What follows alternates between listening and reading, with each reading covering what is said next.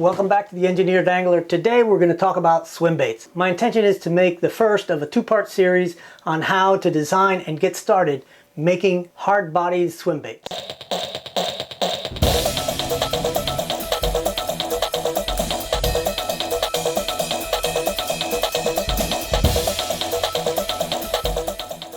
Alright, before I start drawing stuff on the dry erase board, first let's define terms. A swim bait is usually a multi-part lure that achieves a swimming action, a sort of whole body undulation, just through the shape of the body and the way the internal weights are distributed to the body. So I'm not talking about lures with dive bibs or any kind of bib that actually causes action. Swim baits are usually multi-part, but they don't necessarily have to be. You can achieve a swimming action with a single piece lure, and we'll get into achieving and fine-tuning the action later on. But first, let's talk about the general shape. An ideal shape would be a lure that's symmetrical top to bottom. So that would be a shape that would be exactly the same above the center line as it is below the center line. So I'll give that a shot. All right, that's close. By making a symmetric shape, you simplify your design and you simplify one of the most difficult parts, and that's figuring out where to put the tie-on-eye. Because just like in crankbaits,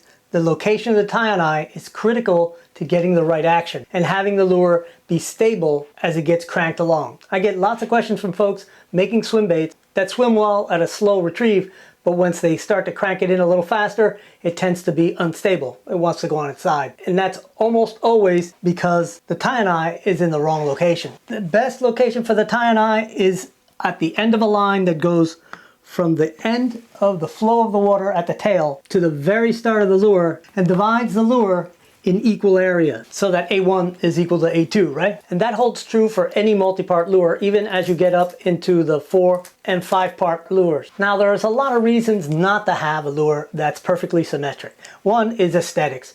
Obviously, this is not exactly the most exciting shape, and often it isn't the most realistic shape, right? Most fish have some sort of cutaway near the belly underneath, so it might look something like that, and that's a very common lure shape.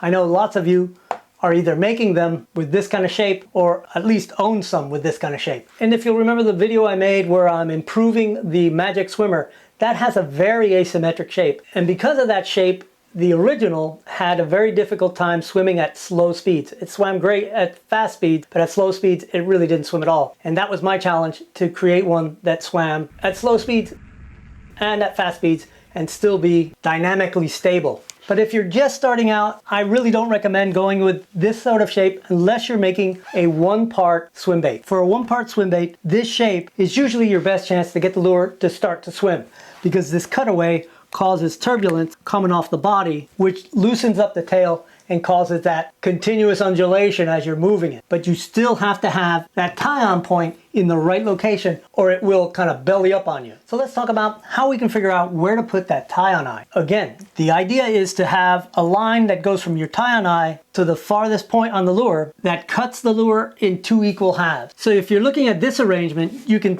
easily see that since I removed a chunk of this belly, the top has more area than the bottom. And that causes unequal drag. And that means the lure not only will go back and forth, but will want to roll on you as well. And often it'll roll so much that it'll come to the surface. Now, if you have this drawing on your computer on a CAD software, you can have that CAD software divide this profile into two equal areas. Or if you have it drawn on graph paper, you can just count the squares in the graph paper and adjust your line accordingly. What I like to do is go across the lure and measure in at least 10 spots the center of the lure and put a dot there. And I'm just eyeballing it here, and then I'll join those spots with a curve. By doing it this way, I can look at just the area between the center line and that red line and see if the areas below it and above it are equal. Here you can obviously, the area above it is greater. And now I can make an eyeball adjustment here just by anchoring a line at the very end of the lure at the center of the tail, because we're assuming that's the end of the flow of the water. We raise the line up till we've eyeballed it where we feel we have equivalent areas above and below the red wire I just pulled on this thing. And that would put the tie-on-eye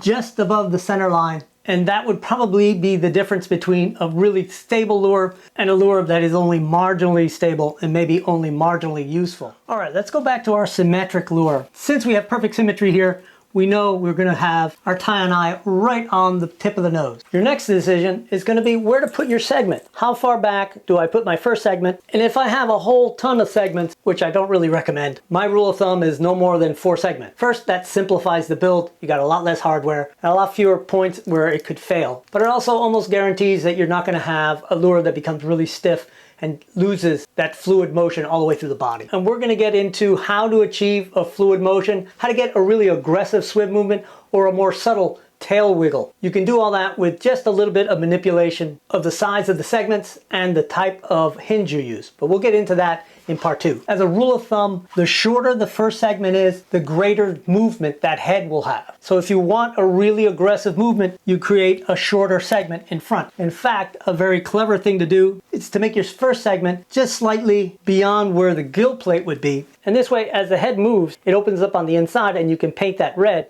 and it'll look like an opening and closing gill. It's kind of a neat effect. But typically, I like to keep it a little more subtle than that close to the front. And I like to do the 25% rule. And if you're going for that more aggressive movement, 25% back from the nose is a good rule of thumb. And then you can divide the rest of the body in half. That makes for a pretty aggressive action. Typically, I won't go for this aggressive of an arrangement. In fact, if I'm going with 3 parts, I'll usually divide them equally. That usually works really well. Now, if you're going for a 2-part swim bait, which I really like 2-part swim baits, you can cut it at the halfway mark and get a nice, moderate, predictable swimming action. Or if you want something a little more aggressive, you can go at the 1/3 mark, and that works really nice too. Typically on a 2-part though, I'll use the half point as my cut point. And it usually gives me a really nice, predictable action that's usually pretty stable. And I don't have to worry about it getting out of control and rolling onto its side.